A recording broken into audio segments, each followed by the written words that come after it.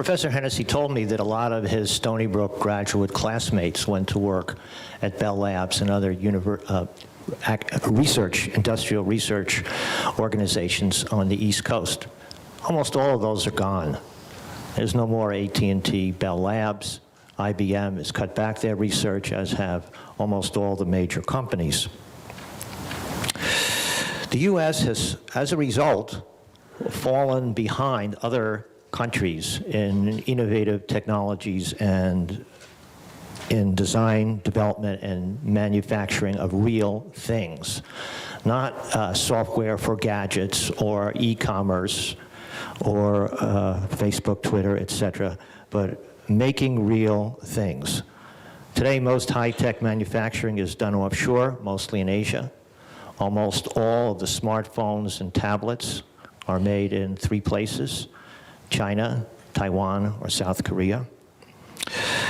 And even Apple, one of the leaders in this field, outsources the design and a lot of the development of their smartphone tablets to those Asian countries. What will it take for the U.S. to regain our innovative technology edge and global competitiveness in the engineering of new products and in high-tech manufacturing? So this is a complicated problem. I think the manufacturing, let's take the manufacturing piece, it's the easiest piece to peel off. We missed the boat. Quite simply, we missed the boat. What happened was there was a transition time from semi-skilled or unskilled manufacturing, which is largely what the U.S. had until 20 or 30 years ago, when even that was vaporized by labor arbitrage. We missed the boat in a shift to skilled manufacturing, which requires more than a high school degree, which requires either 2-year degrees or 4-year degrees, which requires a level of sophistication in technology and mathematics that, by and large, our manufacturing workforce did not have. We never made this a serious concern. It is a serious concern in other parts of the world. It's a major focus. It's the place that's really won out and managed to do this is Germany. Germany's done it by having a very strong vocational education system that takes students who are bound for that track, educates them very deeply about manufacturing, puts them in internships, gets them working with companies, and really makes an effort to make it work. We never had that, so our educational system isn't doing it.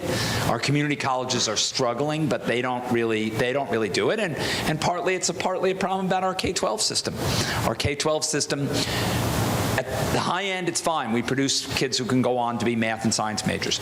But we don't produce a lot of young people who have enough capability in math and science to go into a 2-year manufacturing intensive focused program. They just don't have the background coming out of high school to do it. So if we're serious about this, we're going to have to fix those issues first and begin to think about it. I remember a number of years ago, I went to the plant in China, in Shenzhen, where the iPhone is manufactured. And we were looking at that manufacturing line. That manufacturing line runs 24 hours a day. There are QA engineers. So these are people with 4-year engineering degrees, but it's an engineering degree focused on quality assurance and manufacturing, something which there are only a very few places in the US that even offer them. And they worked all 3 shifts. So they had engineering people working the graveyard shift, right? Now, engineers in the US work long shifts, but there are very few of them that are assigned from the midnight to 8 a.m. shift, right? If we're really serious, we've got to prepare for that kind of commitment to that. I think the design, when we start talking about design and the design of products, we get into a much trickier region.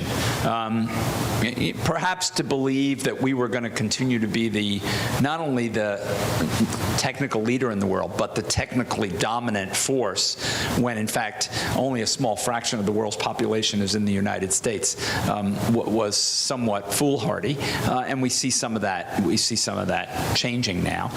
A lot of core technologies still are designed in the U.S., and we've seen the rise of the so-called ODMs. The ODMs are not doing high-end manufacturing, or high-end design, but they're doing a kind of design where the fact that they pay engineers a third to a half what they get in the U.S. Turns out to be particularly useful. For us, I think, as Tom Friedman said in a column, there's only one way to address the ongoing competitiveness challenge, and that's to educate your students better and run faster. I don't think there's any other solution that will work.